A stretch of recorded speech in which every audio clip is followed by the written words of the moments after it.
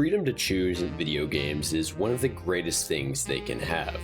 The ability to, as the player, make a choice that will either have good or bad consequences is awesome. Today, I want to talk about that and what makes it so great, so let's get into it. I think both The Witcher 3 and Baldur's Gate 3 are fantastic examples of games that give the players the tools to make virtually any decision that they want.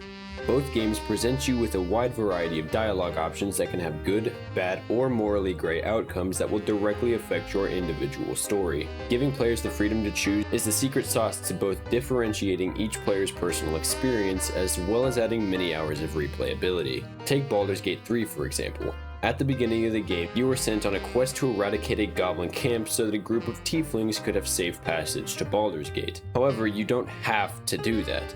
If instead you wanted to be a terrible person, you could side with the goblins and attack the Druid's Grove. Or if you wanted to get really crazy, you could tell the goblins you'll side with them just to get the upper hand and backstab them in the end. Not only that, but you can have near limitless options on how you can go about getting into the goblin camp. Do you run in guns blazing and kill them all? Do you poison them? Do you sneak in using a secret passage? The choice is literally completely yours. The game gives you the tools and the means to do whatever you think you need to do and lets you loose.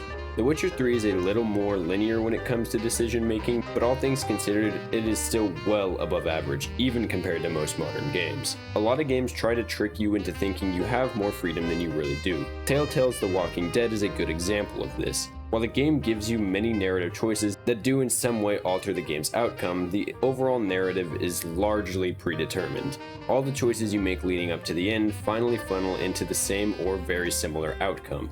Keep in mind the game is entirely narrative driven, so you'd think your decisions would have a much larger and more varied impact. I want to touch a little heavier on the difference between gameplay and narrative choice. I talked about it earlier involving Baldur's Gate 3, both types of choice add much more immersion and depth to the games. Again, with the comparison with Baldur's Gate and The Witcher, Baldur's Gate has a ton of gameplay choices giving you the ability to solve problems in pretty much any way you want. The Legend of Zelda Tears of the Kingdom is a fantastic example of giving you the freedom to solve a problem in an almost infinite amount of ways. Again, The Witcher 3 has a lot of narrative choice using dialogue. Red Dead Redemption 2 also has a ton of narrative choice and many of the decisions you make will directly impact the ending.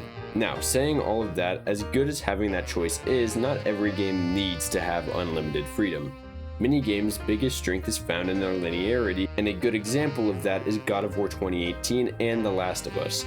The games don't have a ton of branching choices or narratives, and they are much more linear and tight stories. They each do it very well.